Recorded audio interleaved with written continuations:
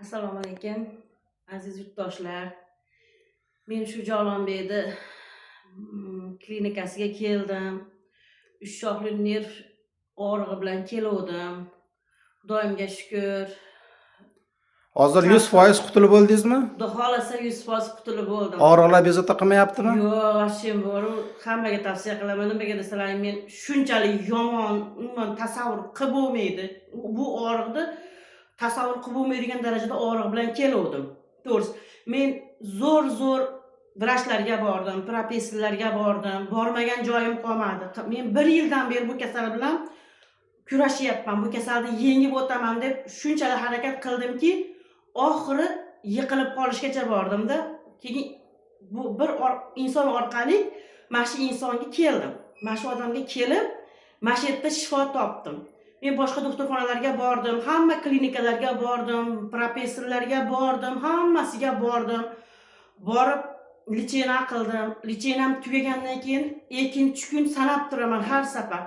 2 kuni tugaydi, dori-darmonlarim tugaydi. 2 kundan keyin ertaman saharda yo abiddan keyin boshlanardi-da. Men mana hozir bu insonga keldim. Chunki shifo topa olmadim больницаlarga borib. Keyin bu ariga menga birov aytdi, keldim. Bu insonga kelib, kelganimdan keyin bu insonda lechena qilishni boshladim.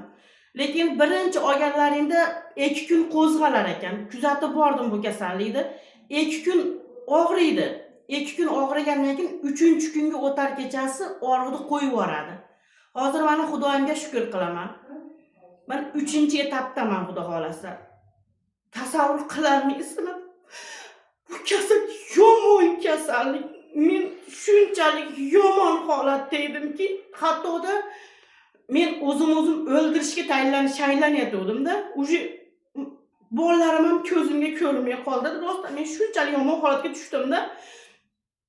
Bolalarim ham ko'zimga ko'rmadi, oilam hech narsa ko'zimga ko'rmadi. Men faqat bitta narsani ko'zimga ko'rindi. U ham bo'lsa faqat shu uyda hech kim bo'lmasa, o'zimni ossam, shu og'riqdan qutulsam deydigan shunaqangi holatga uje tayyorlanib qoldim. Xudoyimga shukr.